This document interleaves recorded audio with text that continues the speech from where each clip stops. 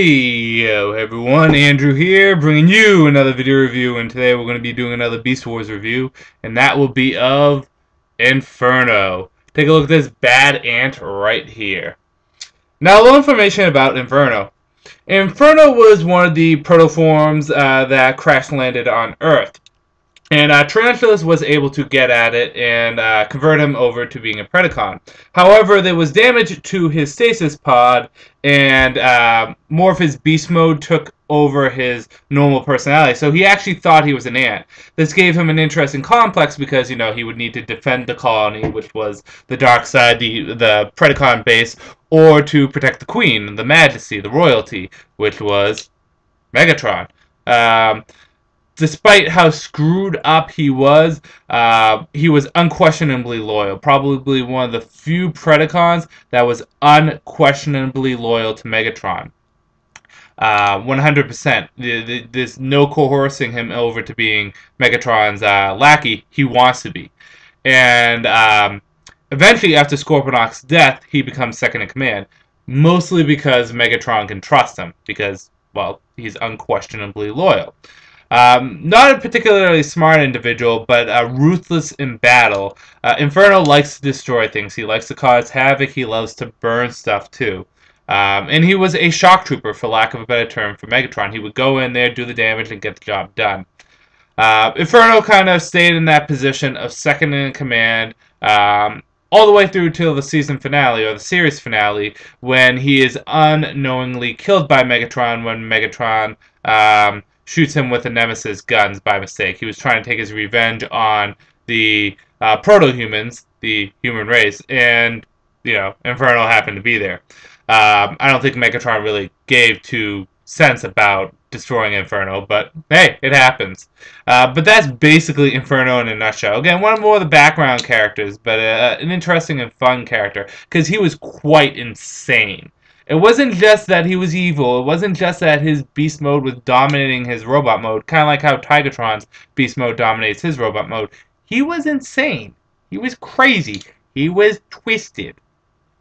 But yeah, unfortunately, unlike some characters like Dinobot or Rat Trap or Primal, there's not too much to say about Inferno.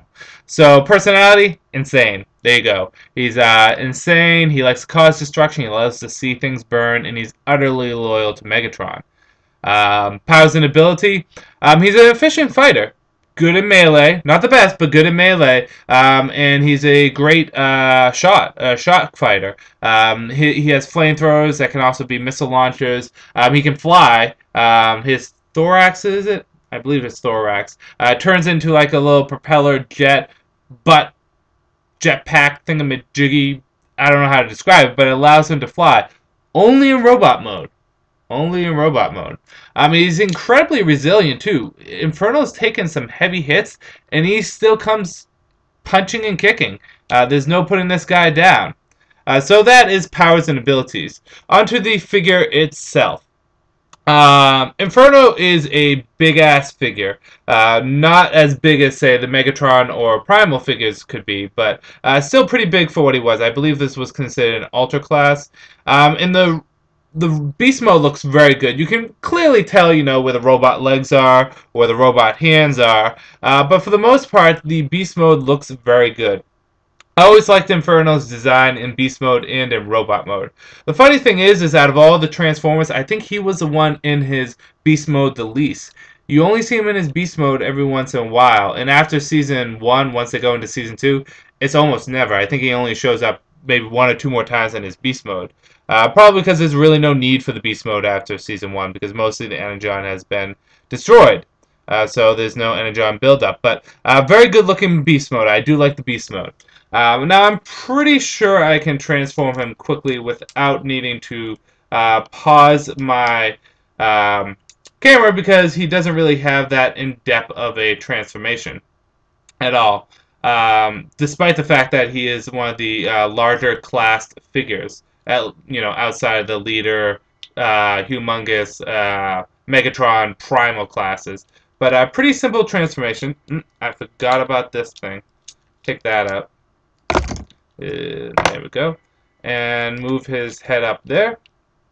And he's almost complete. I told you, pretty quick. and just open up his ass.